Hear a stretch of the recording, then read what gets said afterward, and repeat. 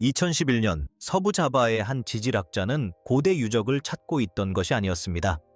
그는 지진 단층선을 지도화하는 작업을 하고 있었습니다. 땅이 갈라질 가능성이 있는 곳을 찾는 것이 그의 임무였습니다. 그런데 그의 장비가 발견한 것은 오히려 땅이 인위적으로 만들어진 곳이었습니다.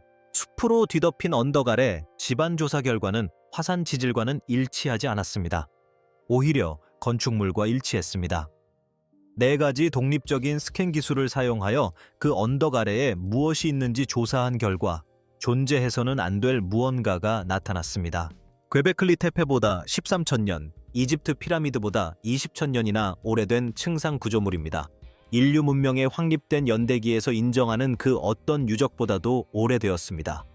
이 유적지는 깨달음의 산이라는 뜻의 군웅파당이라고 불립니다.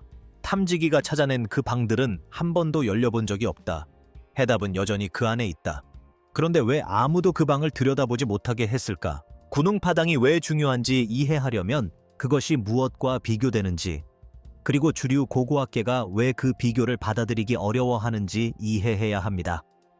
터키 남동부의 괴베클리 테페는 이미 한 차례 시간의 흐름을 뒤흔든 발견이었습니다.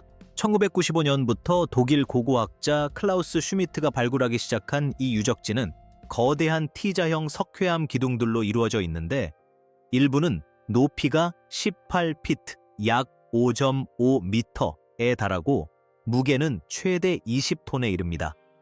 기둥에는 여우, 뱀, 독수리, 황소 등의 정교한 부조가 정확한 원형으로 배열되어 있으며 안반에 직접 새겨진 홈에 끼워져 있습니다. 건설 작업에는 인근 산등성이에서 석회암을 채석하고 수톤에 달하는 석재 덩어리를 울퉁불퉁한 지형을 가로질러 운반하고 놀라운 정밀도로 조각하고 세심하게 준비된 기초 위에 세우는 과정이 필요했습니다. 이 모든 것이 바퀴도, 금속 도구도, 무거운 짐을 운반할 수 있는 가축도 없이 이루어졌습니다. 방사성 탄소 연대 측정 결과 가장 오래된 층은 대략 11,600년 전, 즉 기원전 9,600년경으로 밝혀졌습니다. 하지만 그 연대는 심각한 문제였습니다. 왜냐하면 인간 발달의 표준 모델에 따르면 그 당시 그 지역에 살던 사람들은 유목 생활을 하는 수렵 채집인이었고 계절에 따라 이동하는 소규모 집단이었으며 영구적인 정착지나 대규모 노동을 조직할 수 있는 사회 계층 구조, 수십 년에 걸친 건설 기간 동안 노동력을 먹여 살리고 조정할 수 있는 제도적 틀이 없었기 때문입니다. 모든 대학에서 가르치는 모델은 문명이 예측 가능한 순서를 따랐다고 했습니다. 농업이 먼저 발달하고 그 다음 영구 정착지가 생겨나고 사회 계층이 형성되고 종교가 등장하고 마지막으로 기념비적인 건축물이 나타나며 이는 이전의 모든 것들이 합쳐진 결과물이라는 것이었습니다. 괴베클리 테페는 그러한 순서를 완전히 뒤집어 놓았습니다. 그것은 기념비적인 건축물과 복잡한 상징적 사고가 농업, 도시, 문자, 그리고 그 규모의 건축물을 짓기 위한 전제 조건으로 여겨졌던 모든 발전 이전에 존재했음을 증명했습니다. 슈미트는 그곳을 우리가 미개인이라고 생각했던 사람들이 언덕 위에 세운 대성당이라고 묘사했습니다. 고고학계에 있어 괴베클리 테페는 시간의 흐름을 거슬러 올라갈 수 있는 가장 먼 지점, 지구상에서 가장 오래된 것으로 알려진 기념비적 건축물, 그리고 문명을 가능하게 했다고 여겨지는 발전이 일어나기 이전 인류가 만들어낼 수 있었던 것에 명확한 한계를 상징했습니다. 수십 년 동안 그 경계선에 홀로 서 있던 괴베클리 테페는 선사시대의 정점이자 이보다 더 먼 과거는 없다는 것을 보여주는 경계선과 같았습니다. 괴베클리 테페가 그토록 불안정한 존재였던 이유는 단순히 그 오랜 역사 때문만이 아니라 그것을 건설한 사람들에 대해 암시하는 바가 있었기 때문입니다. 그들은 천문학적 지식을 가지고 있었으며 새겨진 상징과 암호 정보는 30년 동안의 분석에도 불구하고 아직 완전히 해독되지 않았습니다. 이 유적지는 성급하게 또는 아무렇게나 건설된 것이 아닙니다. 수세기에 걸쳐 확장되고 여러 세대에 걸쳐 유지되다가 기원전 8,000년경에 버려지거나 무너지도록 내버려둔 것이 아니라 의도적으로 묻혔습니다. 수천 톤의 흙으로 신중하고 의도적으로 채워졌으며 조각된 표면이 부서지지 않도록 큰 돌들을 특별히 배치했습니다. 괴베클리 테페를 건설한 사람들은 자신들이 만든 것을 충분히 이해하고 있었기에 보존하고자 했습니다. 그들은 마치 나중에 누군가가 발견하도록 의도한 듯 그것을 봉인했습니다. 그러한 행동, 즉 의도적인 미래 예측은 신석기 시대 수렵 채집인에 대한 일반적인 모델에서 예측하는 바와는 다릅니다. 하지만 그에 대한 증거는 고고학적 기록에 명백히 남아있으며 측정되고 문서화되어 있어 반박할 수 없습니다. 괴베클리 태페는 고고학계가 연대기 오류를 인정하게 만든 발견이었고, 군웅파당은 그 오류가 얼마나 심각했는지에 대한 의문을 제기하는 발견입니다. 서부 자바의 숲이 우거진 언덕 아래에서 발견된 유물들은 그 시기를 몇 세기 전으로 혹은 1000년 전으로 앞당기는 것이 아닙니다. 만약 그 데이터가 정확하다면 이는 기념비적인 건축물의 시작 시기를 우리가 알고 있던 모든 것을 뒤엎은 유적지보다 13,000년 이상 앞당기는 것입니다. 그리고 그 유적을 발견한 사람은 발견해서는 안 될 사람이었습니다. 데니 힐먼 나타위자에는 인도네시아 국립연구혁신청 소속 지질학자였습니다. 2011년 그는 지진 단층선을 지도화하기 위해 서부 자바의 화산 고원지대로 파견되었습니다. 이 지역은 지구상에서 지각 활동이 가장 활발한 지역 중 하나입니다. 그의 임무는 실용적이고 구체적이었습니다. 땅이 갈라질 가능성이 있는 곳을 찾고 위험을 평가하고 데이터를 지도화하세요. 자카르타에서 남동쪽으로 약 120km 떨어진 케리아묵티라는 작은 마을 근처에서 그의 장비는 단층선 조사와는 전혀 상관없는 무언가를 감지했습니다. 숲으로 뒤덮인 언덕 아래 집안 측정 결과는 밀도 분포, 층상 구조, 화산 지질학적 특징을 보여주었다. 붕괴된 고대 화산은 불규칙하고 혼란스러운 집안 단면을 만들어낸다. 하지만 나타위자야의 장비가 측정한 것은 혼란스럽지 않았다.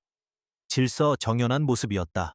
그리고 그가 지표 특과 레이더를 언덕 깊숙이 조준했을 때 그 결과물은 그의 향후 몇 년간의 연구 활동을 사로잡았고 아직 해결되지 않은 과학적 논쟁을 불러일으켰습니다. 더욱 기이한 점은 그 언덕이 사실 완전히 숨겨진 적이 없었다는 것입니다. 사람들은 100년 넘게 그 존재를 알고 있었다. 1890년 네덜란드 식민지 관리가 서부 자바의 한 언덕 위에 있는 석조 구조물에 대한 보고서를 제출했다. 1914년 니콜라스 요하네스 크람이라는 네덜란드 고고학자는 수직으로 솟은 화산암 기둥으로 만들어진 계단식 유적을 기록하고 그곳을 거석 유적지로 분류한 후 다른 곳으로 이동했습니다. 그 후 군웅파당은 65년 동안 공식적인 고고학계에서 거의 잊혀졌습니다. 그 유적은 정글 속에 자리 잡고 있었고 지역 순다족 마을 사람들은 항상 그곳을 신성하게 여겨 호기심의 대상으로 여겼지 진지한 조사의 대상으로 생각하지는 않았다. 1979년 한 무리의 지역 농부들이 풀이 무성하게 자란 유적을 우연히 발견하고 당국에 알렸다. 그러자 고고학자들이 도착했다. 그들이 지표면에서 발견한 것은 정말 인상적이었다. 돌담으로 둘러싸인 5개의 인공 테라스가 산비탈에 조성되어 있었고 45도 각도로 90m 높이까지 뻗어 있는 370개의 고대 계단을 통해 접근할 수 있었다. 각 테라스는 수백 개의 육각형 단면을 가진 각기둥 모양의 안산암 기둥으로 덮여 있었는데 이 기둥들은 수백만 년 전 화산 활동이 식으면서 자연적으로 형성되었지만 인간의 손에 의해 배열되고 배치된 것이 분명해 보였다. 개별 기둥의 평균 길이는 약 1.5m이고 무게는 각각 약 250kg입니다. 어떤 기둥은 600kg을 넘기도 합니다. 이러한 기둥은 약 5만 개에 달합니다. 규모를 가늠해 보자면 이 5만 개의 기둥을 일렬로 늘어놓으면 약 75km에 이를 것입니다. 바퀴도 금속 도구도 기존 연대기에서 제시하는 당시로서는 존재하지 않았어야 할 기계적 이점도 없이 47마일, 약 74km에 달하는 화산석을 손으로 언덕 위로 옮긴 것입니다. 지표면에서 발견된 토기 조각들은 약 2000년 전의 것으로 추정됩니다. 인도네시아 고고학자들은 군웅파당을 동남아시아 최대의 거석 유적지로 분류했습니다. 놀랍고 고대적인 유적이지만 기존의 연대기에 부합하는 것이었습니다. 규모는 경이롭지만 그 의미는 특별하지 않았습니다. 표준 모델에 도전할 만한 것은 없었습니다. 이러한 평가는 수십 년 동안 유지되었습니다. 군웅파당을 바라보는 모든 사람들은 그 표면만 보았지만 나타위자야는 그 속을 들여다보았다. 그리고 그 장비들이 지상에 보이는 계단식 테라스와 기둥이 아니라 그 아래에 있는 것을 향했을 때 발견한 것이 바로 이 유적지가 그 이후로 과학계의 센세이션과 제도적 억압 사이를 오가며 여러 해를 보낸 이유입니다. 군웅파당의 표면이 매우 인상적이기 때문입니다. 있는 그대로의 모습이 발견의 전부는 아닙니다. 진정한 발견은 지표면이 만들어지기 전에 이미 그곳에 존재했던 것입니다. 나타위 자야팀은 2011년부터 2014년까지 고고학 유적지에서 수행된 가장 포괄적인 지하조사 중 하나를 진행했습니다. 그들은 단 하나의 기술에만 의존하지 않았습니다. 그들은 서로 다른 4가지 물리적 원리에 기반한 4가지 독립적인 방법을 사용했는데 모두 동일한 질문에 대한 답을 찾는 것을 목표로 했습니다. 지표 투과 레이더는 지하 구조를 파악하는 데 사용되었고 전기 비저항 단층 촬영은 언덕 아래 물질의 밀도 변화를 감지하는 데 사용되었습니다. 지진 단층 촬영은 제어된 충격파를 산비탈에 보내고 되돌아오는 파형을 측정하여 내부 구조의 3차원 이미지를 구축하는 기술입니다. 또한 코어 시추를 통해 물리적 샘플을 추출하여 실험실에서 직접 분석합니다. 4가지 기술, 즉 언덕 안에 무엇이 있는지 읽어내는 4가지 다른 방식이 모두 같은 결론을 내렸습니다. 군웅파당은 2000년 전에 자연 언덕 위에 지어진 평평한 계단식 건축물 단지가 아닙니다. 이 구조물은 산비탈면으로 20에서 30m 깊이까지 뻗어있는 층층이 쌓여있는 형태이며 각 층은 바로 위층보다 오래되었습니다. 연구팀은 4가지의 뚜렷한 건설 단계를 확인했습니다. 1번 구역은 눈에 보이는 계단식 테라스로 기원전 2000년에서 1100년 사이의 것으로 추정되며 이는 일반적인 추정치와 일치하여 논란의 여지가 없습니다. 2번 구역은 바로 아래에 있으며 더욱 정교한 석조 구조물로 기원전 6000년에서 5500년 사이의 것으로 추정됩니다. 이미 대부분의 교과서에서 동남아시아의 복잡한 건축 양식을 인정하는 시점보다 훨씬 오래된 유적이지만 그렇다고 해서 시간의 흐름을 완전히 뒤집을 정도는 아닙니다. 쌈 단원에서는 더 심층적인 내용을 다루었고 이때부터 물리적 증거를 반박하기가 매우 어려워집니다. 연구팀은 정확한 수평 배열로 늘어선 기둥 모양의 암석들을 발견했습니다. 이 세부 사항이 중요한 이유는 안데사이트 현무암 기둥은 자연에서 오직 수직으로만 형성되기 때문입니다. 이는 지질학에서 가장 확실한 법칙 중 하나입니다. 용암은 식으면서 수축할 때 항상 수직으로 움직입니다. 기둥들이 질서전견하게 평행하게 놓여 있는 것을 발견했다는 것은 누군가가 의도적으로 그곳에 배치했다는 것을 의미합니다. 수평으로 놓인 기둥들 사이에는 약 5cm 두께의 모르타르와 같은 접착 물질이 일정한 층으로 쌓여 있는 것이 관찰되었습니다. 모르타르는 의도적인 시공을 필요로 합니다. 이는 재료의 특성에 대한 지식을 필요로 합니다.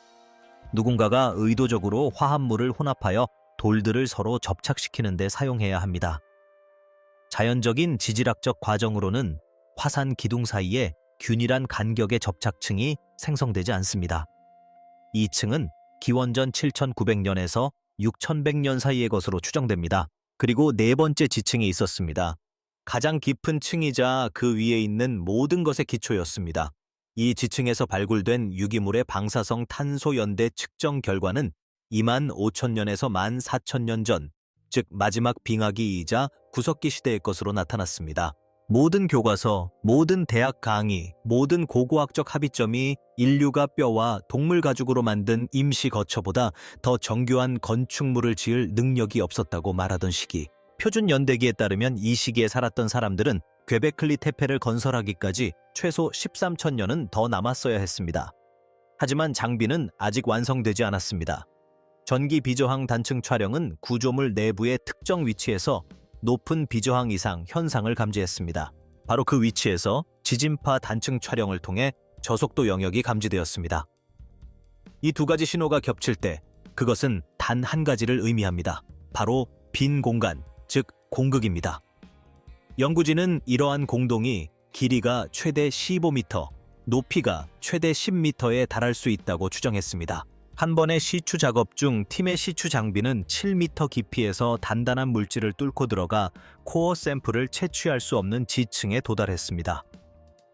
시추 장비를 식히기 위해 시추공에 주입하던 물이 사라진 것입니다. 일부가 아니라 전부가 사라졌습니다. 32,000리터의 물이 언덕으로 흘러 들어갔고 다시는 돌아오지 않았다. 연구 결과에 대한 이해 제기가 있었고 논문이 철회되었을 때 철회된 내용은 연대 측정 방법론에 관한 것이었다. 구조물 자체나 방들에 대해서는 이의를 제기하지 않았다. 4가지 독립적인 방법으로 확인된 층상 구조는 이의를 제기하지 않았습니다. 저 언덕 안에는 무언가가 있습니다. 그것은 해석이 아니라 측정입니다. 군웅 파당이 무엇인지 이해하려면 가장 깊은 층이 형성되었을 당시 세상이 어떤 모습이었는지 이해해야 합니다. 25,000년 전 세계 해수면은 오늘날보다 약 120m 낮았습니다. 이는 거의 400피트, 약 120m에 달하는 바닷물이 사라졌다는 것을 의미합니다. 그리고 그 사라진 물은 분명 어딘가에 있었을 것입니다. 그 대륙은 북방우의 넓은 지역을 덮고 있던 빙상에 갇혀 있었고 바다에서 분리되면서 지질학자들이 순다랜드라고 부르는 거대한 육지가 드러났습니다. 순다랜드는 섬들의 집합체가 아니라 아대륙이었습니다. 빙하기가 절정에 달했을 때 완전히 드러난 이 빙하는 현재의 말레이 반도와 보르너, 자바, 수마트라, 발리를 연결하여 인도 크기의 약 2배에 달하는 하나의 연속적인 열대 대륙을 이루었습니다. 이 빙하는 적도에 위치해 있었습니다. 그 지역은 현재의 남중국해로 흘러드는 거대한 강줄기가 얽혀 있었고 울창한 열대림으로 덮여 있었으며 풍부한 담수와 다양한 야생동물이 서식하여 광대한 지리적 범위에 걸쳐 많은 인구를 부양할 수 있었습니다. 현생 인류는 적어도 5만 년 동안 이 지역에 거주해 왔습니다. 호모 에렉투스는 100만 년도 더 전에 잡아 섬에 도달했습니다. 인간 사회가 발전하고 지식을 축적하고 건설하고 잃고 다시 건설하는 과정을 여러 세대에 걸쳐 거치는 데에는 거의 상상할 수 없을 만큼 긴 시간입니다. 그들이 건설한 거의 모든 것이 해수면 위에 있었기 때문에 뒤에 남긴 것은 거의 없었습니다. 그러다 빙하가 녹았습니다. 약 18,000년 전부터 해수면은 3차례에 걸쳐 급격히 상승하여 순다랜드 지역을 거의 완전히 물에 잠기게 했습니다. 첫 번째 상승은 약 14,500년 전에 발생했으며 불과 300년 만에 해수면을 최대 16m까지 상승시켰습니다. 그것은 5층 건물 높이만큼의 높이가 한 인간의 일생 동안 바다에 잠긴 것과 같습니다. 수천 년 동안 존재해온 해안선이 몇 세대 만에 사라졌습니다. 마을은 자취를 감췄고 농지는 물에 잠겼습니다. 물가에 지어진 모든 것이 사라졌습니다. 두 번째 지각 변동은 약 11,500년 전에, 세 번째는 약 7,600년 전에 발생했습니다. 이 세 번의 변동으로 자바해, 남중국해, 그리고 오늘날 인도네시아와 필리핀을 구성하는 수천 개의 섬들이 생겨났습니다. 현대 지중해 해저보다 더 넓은 지역이 12,000년도 채 안 되는 시간에 물에 잠겼습니다. 동남아시아 구전 전통에 나오는 모든 홍수 신화, 가라앉은 왕국과 물에 잠긴 세계에 대한 모든 전설이 여기에 포함됩니다. 땅이 더 넓고 바다가 더 멀리 있었던 시절에 대한 이야기가 세대를 거쳐 전해져 내려옵니다. 어쩌면 이러한 이야기들은 신화가 아닐지도 모릅니다. 그것들은 기억일지도 모릅니다. 세상이 물속으로 사라져가는 모습을 실시간으로 목격한 사람들의 기억이 세대를 거쳐 직접 전해진 것일지도 모릅니다. 만약 순다랜드의 광활한 저지대에 문명이 존재했다면 지금은 바닷속에 잠겨 현재 기술로는 거의 접근할 수 없을 것입니다. 우리는 자바의 해저보다 훨씬 더 높은 해상도로 화성 표면을 지도화했습니다. 1만 년보다 오래된 구조물을 찾기 위해 이러한 수중 대륙붕에 대한 체계적인 조사는 거의 수행되지 않았습니다. 수면 위로 남아있을 수 있는 유일한 증거는 높은 지대, 언덕 꼭대기, 화산 능선에 지어진 구조물뿐일 것입니다. 세대가 거듭될수록 그들이 알던 세상이 사라져가는 것을 지켜보면서도 그런 구조물들은 밀려오는 조수 위로 남아있었습니다. 바로 군웅 파당 같은 곳 말입니다. 그리고 이 점을 생각해보세요. 군웅 파당에서 30마일도 채 안 되는 인근 동굴에서 고고학자들은 기원전 7,000년경으로 추정되는 뼈도구를 발견했습니다. 투박하고 단순하며 그 시대의 일반적인 연대기와 정확히 일치하는 형태입니다. 바로 옆 동네에 사는 사람들이 여전히 뼈를 캐는 일을 하고 있었다면 그들 위 언덕 꼭대기에 그 정교한 층층이 쌓인 구조물을 누가 지었을까요? 일부 연구자들은 건축가들이 옆 동네에서 온 것이 아니라 아래쪽에서 왔다고 주장합니다. 지금은 해저가 된 저지대에서 더 이상 존재하지 않는 대륙에서 수천 년 동안 축적된 지식을 담아왔습니다. 건축가들이 남긴 것은 단순한 구조적 흔적이 아니라 암호화된 지식입니다. 수세기동 안군홍 파당 인근에 거주해온 순다족 사람들은 공식적인 고고학적 조사에서 처음에는 대수롭지 않게 여겨졌던 사실을 발견했습니다. 숫자 5가 유적지 전체에 걸쳐 일관성 있게 나타나는데 이는 단순한 우연이라고 보기 어렵습니다. 5개의 테라스, 5개의 주변 언덕, 그리고 복합 단지를 둘러싼 5개의 강, 현무암 기둥은 대부분 오각형이다. 유적지 곳곳의 돌 표면에는 5개씩 특정하게 배열된 움푹 들어간 자국들이 장식되어 있다. 순다족의 우주관에서 숫자 5는 깊고 신성한 의미를 지닙니다. 이는 그들의 전통적인 세계관에서 5가지 방위, 즉 4방향과 중심을 상징합니다. 이 숫자가 건축물, 조경, 장식 요소, 전반에 걸쳐 반복적으로 나타나는 것은 역사상 가장 놀라운 지질학적 우연의 일치이거나 건축물을 주변 경관과 연결하는 의도적으로 구축된 상징체계의 증거이며 이러한 체계는 설계에 추상적인 수학적, 우주론적 사고를 필요로 했을 것이다. 그 정도의 사고방식은 가장 깊은 지층에서 나타나는 연대에는 존재할 수 없는 것입니다. 게다가 음향적 특성도 고려해야 합니다. 가장 아래쪽 테라스에는 순다인들이 바투쿤치, 즉 핵심석이라고 부르는 커다란 안산암 덩어리가 놓여 있습니다. 이 돌을 치면 계곡 전체에 울려 퍼지는 깊고 공명하는 소리가 납니다. 유적지 곳곳에 있는 다른 돌들은 치면 각기 다른 높이를 냅니다. 한 연구자는 돌 하나가 타격 위치에 따라 5가지의 서로 다른 음을 낼 수 있다는 사실을 기록했습니다.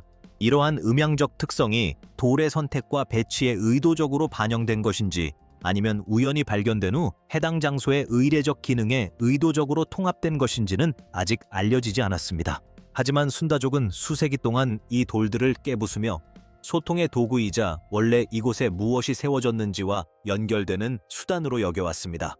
의도적인 매장 방식은 제가 가장 간과하기 어려운 부분입니다. 군웅파링의 각 건설 단계는 다음 단계가 그 위에 건설되기 전에 의도적으로 이전 단계를 매몰시킨 것으로 보입니다. 겹겹이 쌓인 층들은 각각 밀봉되고 보존되었으며 새로운 층을 건설한 사람들은 마치 이전의 가치를 이해하고 그 위에 새로운 것을 쌓으면서 보호하려는 듯이 이전 층을 덮어버렸습니다. 가장 깊은 층은 그 위에 층을 지은 사람들에 의해 묻혔습니다. 그 층은 그 위에 층을 쌓은 사람들에 의해 묻혔습니다. 수천 년에 걸쳐 같은 일이 반복된 것입니다. 이는 괴베클리 테페에서 일어난 일과 정확히 일치합니다. 기원전 8000년경 그곳을 관리하던 사람들은 그곳을 버리고 떠나지 않았습니다. 그들은 조각된 표면이 손상되지 않도록 특별히 흙을 채워 넣어 신중하고 의도적으로 묻었다. 마치 나중에 발견되도록 의도한 듯 꼼꼼하게 봉인했다. 5000마일 이상 떨어진 두 유적지, 둘 다 거대한 석조 건축물로 이루어져 있고 둘 다 그것을 만든 사람들이 의도적으로 묻어버렸다는 사실. 이것은 우연의 일치일까요? 아니면 어떤 패턴일까요? 만약 이것이 하나의 패턴이라면 이는 현재의 고고학으로는 답할 수 없는 질문을 제기합니다. 왜 사람들은 수천 년 후에 누군가가 발견하도록 특별히 설계된 기념물을 건설하는 것일까요? 그리고 진지하게 관심을 기울여야 하지만 좀처럼 주목받지 못하는 연결고리가 하나 더 있습니다. 군웅파당의 육각형 현무암 기둥은 미크로네시아 폰페이 해안에서 떨어진 92개의 인공섬 위에 건설된 신비로운 고대 도시 난마돌에 사용된 돌과 구성 및 형태가 거의 동일합니다. 이는 태평양을 건너 4000마일, 약 6400km 이상 떨어진 거리입니다. 같은 종류의 돌을 사용했고 두 문화권 모두에서 불가능해 보이는 건축 전설이 전해집니다. 난마돌의 지역 전승에 따르면 두 형제가 돌을 공중에 띄워 제자리에 놓았다고 합니다. 순다족의 전승에 따르면 군웅파당의 전체 유적지는 초자연적인 힘에 의해 단 하룻밤 만에 지어졌다고 합니다. 두 곳의 유적지, 같은 돌, 같은 전설, 4000마일이나 떨어져 있다. 나타와 자야 팀은 2023년 10월 고고학 탐사 저널에 가장 포괄적인 연구 결과를 발표했다. 이 논문은 4가지 독립적인 스캔 기술의 모든 결과, 층상 구조 데이터, 석실 특징, 그리고 가장 깊은 지층의 방사성 탄소 연대 측정 결과를 제시했습니다. 이는 동료 심사를 거친 학술지에 발표된 군웅파당에 대한 가장 상세한 과학적 설명이었습니다. 5개월 후 해당 학술지는 논문을 철회했습니다. 철회 이유는 방사성 탄소 연대 측정 결과가 건설 활동과 직접적으로 관련된 유물이 아닌 토양 샘플에서 얻어졌다는 것이었습니다. 이는 고고학적 연대 측정에서 타당한 방법론적 문제입니다. 토양 탄소는 이동할 수 있기 때문입니다. 토양 속 유기물이 주변 건축물의 연대를 항상 정확하게 측정하는 것은 아닙니다. 그 비판은 조작된 것이 아니었습니다. 하지만 철회문이 무엇을 문제 삼았고 무엇을 문제 삼지 않았는지는 다음과 같습니다. 철회문은 연대 측정 방법론에 이의를 제기했습니다. 건축물 자체나 방들에 대해서는 이의를 제기하지 않았습니다. 이는 의도적으로 수평으로 세워진 기둥들 사이에 발견된 모르타르와 같은 결합물질에 대해서는 이의를 제기하지 않았습니다. 또한 20에서 30m 높이로 산 비탈에 뻗어 있는 층상 구조에 대해 모두 동일한 결과를 보여준 4가지 독립적인 스캔 기술에 대해서도 이의를 제기하지 않았습니다. 지구물리학적 데이터는 토양 샘플 수집 방식에 대한 의문을 제기한다고 해서 반박될 수 없기 때문에 철회되지 않았습니다. 12명으로 구성된 연구팀 중 단 1명도 해당 저널의 결론을 받아들이지 않았습니다. 저자들은 이를 검열이라고 불렀습니다. 그들은 논문 철회가 연대 측정 방법론에 대한 논쟁을 다룬 것이며 물리적 발견 사항은 전혀 훼손되지 않았다고 주장했습니다. 저 언덕 안에는 무언가가 있습니다. 논문이 학술지 데이터베이스에서 사라졌음에도 불구하고 그 결론은 변하지 않았습니다. 달라진 것은 추가 조사를 위한 제도적 의지였다. 인도네시아 정부는 2014년에 구농파당을 국가문화유산으로 지정했다. 이 지정은 보호와 인정을 위한 조치로 공개적으로 표명되었지만 실제로는 오히려 장벽으로 작용하고 있다. 국가문화재 유적지에 대한 침습적 조사는 정부의 승인을 필요로 하는데 아직 승인이 나지 않았습니다. 4가지 독립적인 기술로 탐지된 이 공간들은 한 번도 열린 적이 없으며 카메라가 내려간 적도 없고 유물이 발견된 적도 없습니다. 그 빈 공간 안에 무엇이 있든 그것이 텅 빈 화산 공동이든 인류 역사상 가장 중요한 고고학적 발견이든 그 안에 무엇이 있든 간에 봉인된 채로 연구되지 않은 채 남아 있습니다. 이것이 구체적으로 무엇을 의미하는지 생각해 보십시오. 괵베클리 태페는 1995년에 처음 발굴되었습니다. 클라우스 슈미트는 당시 전체 유적지의 5% 미만만 발굴되었다고 추정했습니다. 수십 년이 지난 지금도 그 수치는 거의 변하지 않았습니다. 인류 문명의 역사를 새로 쓴 발견은 95%가 여전히 땅속에 묻혀 있지만 괵베클리 태페에서는 적어도 활발한 발굴 작업이 진행 중입니다. 연구원들이 현장에 있으며 작업이 계속되고 있습니다. 반면 구농파당에서는 실제로 조사된 부분이 거의 전무한 실정입니다. 탐사는 끝났습니다. 지도 제작도 끝났습니다. 데이터는 존재합니다. 하지만 그 어떤 것도 발굴로 이어지지 않았습니다. 어떤 방에도 들어가 보지 못했습니다. 가장 깊은 층은 물리적으로 드러나 연구되지 않았습니다. 우리는 잠긴 문 밖에 서 있는 것입니다. 계측 장비는 저 너머에 무언가가 있음을 알려주었습니다. 32천 리터의 물이 그곳으로 흘러 들어갔지만 다시 돌아오지 않았습니다. 전기 비저항과 지진 데이터는 삼각 측량으로 그 위치를 정확하게 파악했습니다. 그리고 문은 아직 열리지 않았습니다. 이 패턴이 제 머릿속에 계속 맴돕니다. 물리적 발견 결과에 이의가 제기되지 않은 유적지. 구조물 자체는 건드리지 않고 방법론만 언급한 철회, 구조물이 요구하는 조사를 막는 문화재 지정, 과학계는 다른 문제로 관심을 돌렸지만 구농파당의 비밀의 방들은 인도네시아 고원에 봉인된 채 누군가가 그 안에 있는 것이 중요하다고 판단하여 들여다보기만을 기다리고 있다. 깨달음에 사는 인내심을 갖고 기다려왔다. 문제는 우리가 그렇게 될 것인가 하는 점입니다.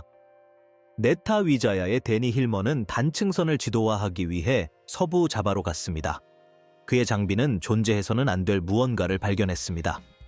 같은 언덕을 겨냥한 4가지 독립적인 기술이 매번 같은 결과를 보여주었습니다. 층층이 쌓인 구조와 밀폐된 방들은 인간이 건축할 수 없었던 시대에 만들어진 것으로 추정된다. 가장 깊은 층은 아직 발굴되지 않았고 방들도 열리지 않았다. 현재 순다랜드 저지대가 120m 수심 아래에 잠겨있는 자바해. 해저에는 무엇이 남아있을지 체계적으로 조사된 적이 없습니다. 인류 문명의 연대기가 잘못되었거나 아니면 마지막 빙하기에 누군가가 그 언덕 위에 자신들이 만든 것을 극도로 세심하게 봉인하여 후손을 위해 그곳에 남겨둔 것일지도 모릅니다. 깨달음의 산은 여전히 그 자리에 있습니다. 그리고 그 방들은 여전히 봉인되어 있습니다. 문제는 무언가가 안에 있는지 여부가 아닙니다. 이미 4가지 기술이 그 질문에 대한 답을 제시했습니다. 문제는 우리가 무엇을 발견할까 두려워하는가입니다.